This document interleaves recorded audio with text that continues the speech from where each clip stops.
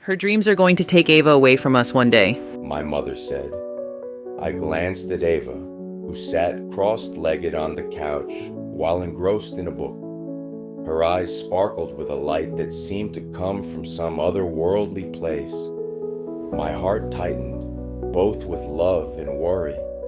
She was only 8, but she had an old soul, one that reached somewhere beyond the confines of the ordinary world. Ava was the only child I knew who couldn't wait to get to sleep at night. Most kids resisted bedtime, but not my baby girl.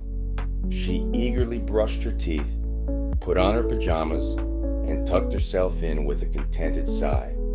It was as if sleep was a secret realm only she could access.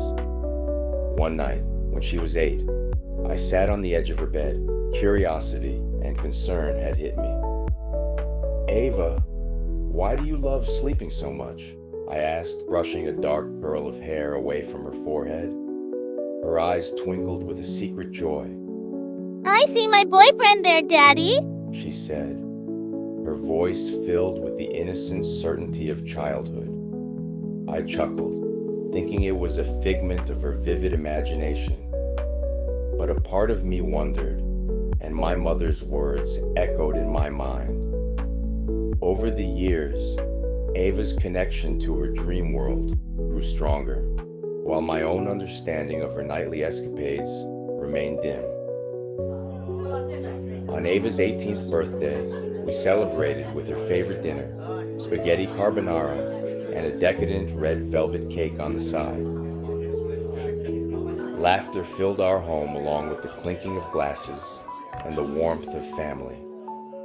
As the candles flickered, I watched Ava, her face glowing with happiness.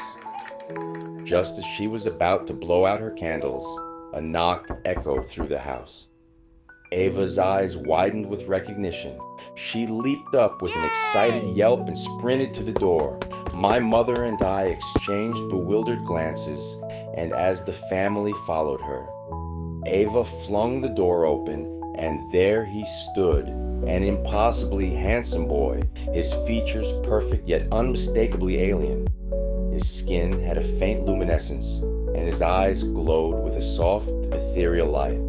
Wispy, silver hair danced around his angular face. Without hesitation, Ava threw herself into his arms, and they kissed as if they had been apart for lifetimes. The family froze in shock.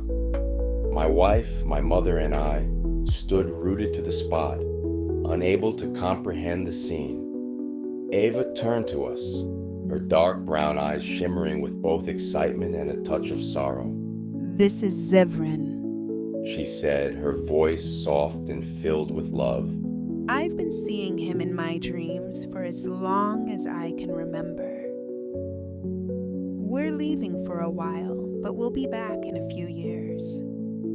Zivran stepped forward, his gaze sincere and gentle. Ava is the light of my soul.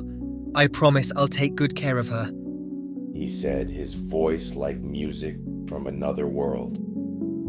Before we could react in any way, Ava and Zivran stepped through a shimmering portal that appeared behind them. The air crackled with energy as they disappeared. We rushed outside, just in time to see a sleek silver spaceship lift off, leaving behind a trail of stardust. I stood there, staring at the sky, my heart aching with the loss of my baby girl. I was not okay with it, but clearly nothing I could do would have stopped her. My mother stepped beside me, her hand warm on my shoulder. I guess you were right, I said.